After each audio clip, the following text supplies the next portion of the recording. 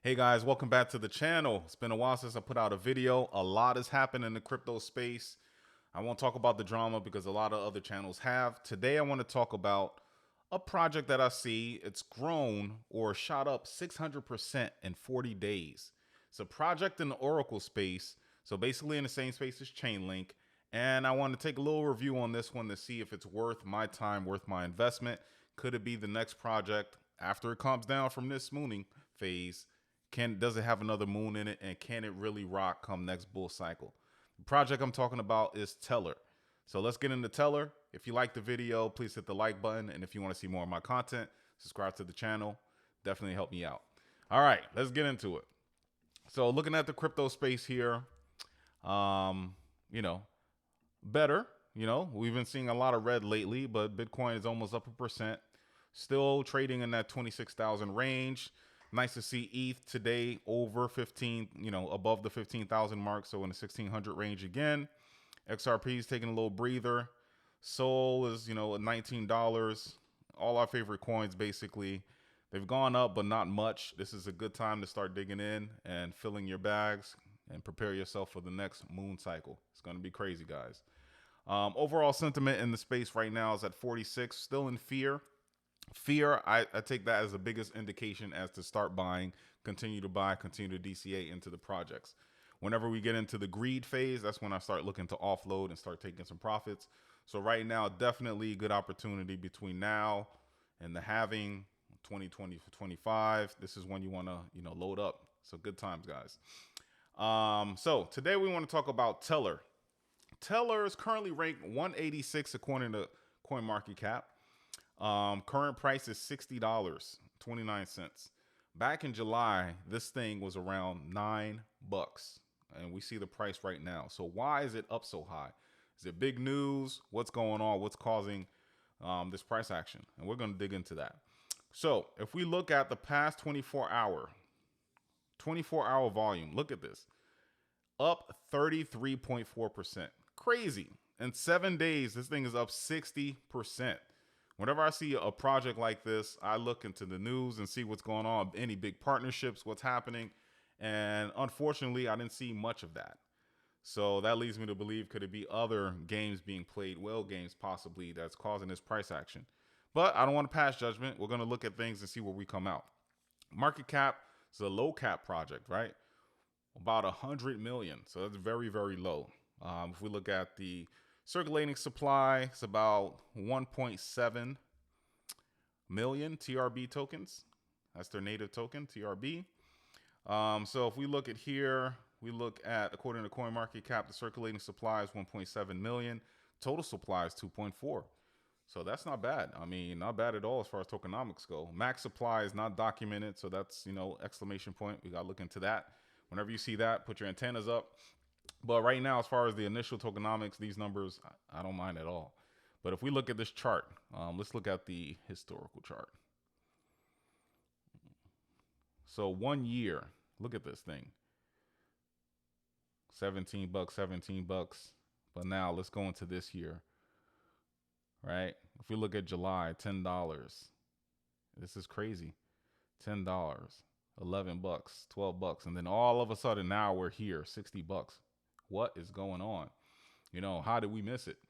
Or is this something that's planned and coordinated? Don't know. So let's take a look at this little video here, and they kind of explain, this is on the Tellor website, what it's all about. Tellor is a decentralized Oracle protocol, a public good that ensures that data can be submitted by anyone, verified by anyone, and accessed by anyone. Tellor incentivizes an open group of decentralized reporters who compete for user-submitted payments, called tips. This simple crypto economic incentive can get virtually any type of information published on-chain. Anyone, anywhere in the world can stake the required amount of TRB and become a Tellor reporter.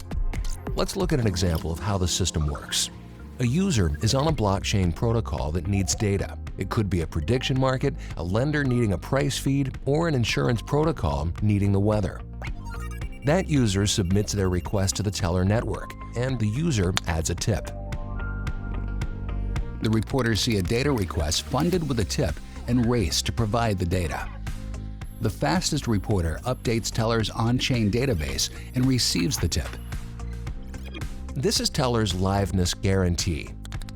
Users can get data updated anytime by tipping the reporters in TRB. But wait, what happens if the reporter gives the wrong value? Any TRB holder can lock up some of their own TRB as a fee to dispute any reported value. After a dispute is initiated, the community has 2 days to vote on whether or not to reject the data. Meanwhile, since tips aren't released until an undisputed value is finalized, another reporter submits a new value to earn the tip. The user simply queries the on-chain database to receive the new undisputed information. If the reporter was right, they take the disputer's dispute fee. If the disputer was right, they are awarded the reporter's entire stake. This is how reporters, users, and TRB holders work together to get real-world data on-chain using simple crypto economic incentives and community governance. To learn more about the Tellor Oracle protocol, So yeah, so that's it in a nutshell as far as how it gets real world data.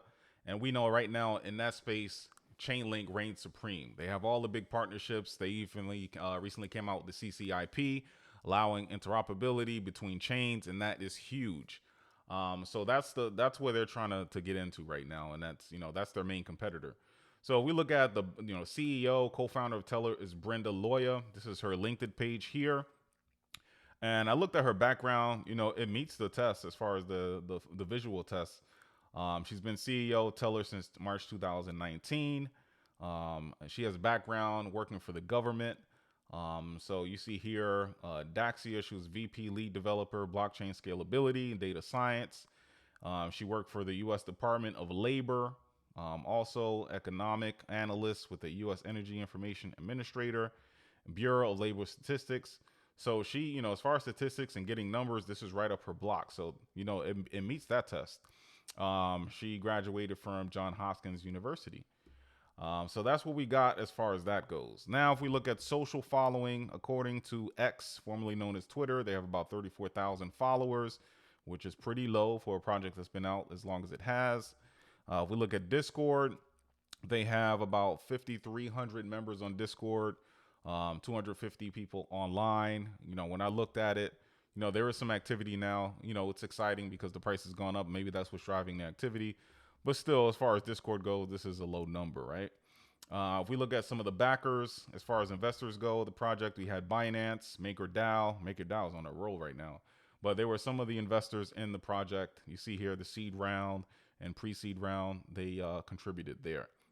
So, according to Daily Hodl article, this crypto whale withdraws over 116 million worth of this token. They don't name it here in the title. That's up 222% in the past month. So this goes on to say that a wealthy altcoin holder withdrew 9 figures worth of an Ethereum ETH-based crypto asset from exchangers. First spotted by crypto reporter Miss Wu, or Mr. Wu, a whale that controls 21% supply of Tellor tributes withdrew 116 million worth of TRB tokens from exchanges. And that's what my thing is as far as what's driving this price. If I didn't mention before, this is the ERC20 token. This article goes on to say a whale with 3 associated addresses has withdrawn a total of 600,000 TRB, currently worth $116 million from exchanges since August 30th, accounting for 34.5% of the circulating supply. And then on September 6th, or September 4th, 9th, and 15th, 3 more transfers of $100,000 were conducted and transferred to Binance. The whale still holds 540,000 TRB, accounting for 21.4% of the circulation. So that's my thing with this one. I think what's driving the price, whale games. If you look at these addresses here, the richest addresses for this, you see Binance is the top holder, but look at this other address behind it. Then the other address there, 100,000, over 100,000, 90,000, 73,000. And if you look at the top 10, you take out the exchanges, Binance, OKX, Binance, a lot of them. Aside from the exchanges, a heavy concentrations is held by whales. And I know that Gemini is probably on here and Coinbase. They're not maybe listed, but if you look at this list, when you get a chance, take a look at the top addresses or top wallets holding Tellor, and a big concentration owns a majority of it. So any exchange, any move that they do, they can control the price of this coin. And I think that's what's going on right here. But yeah, look at that. They control the majority of it. It's not a lot of distribution. It's very top heavy here. So if we look at some of the announcements, what's going on with Tellor for 2023, they highlighted on their website some of the things they got going on. They received grants to develop Tellor systems on non-EVM chains like Cadena and Polkadot. Haven't heard about Cadena in a little bit. And Polkadot, well, Polkadot is Polkadot, still around. Building on non-EVM chains necessitates customizing and translating our code into a new language and environment, a task that is challenging, yet filled with potential. Our Cadena implementation is set for an audit, and the Polkadot implementation is undergoing final testing. So they have that coming up, and these are two well-known chains.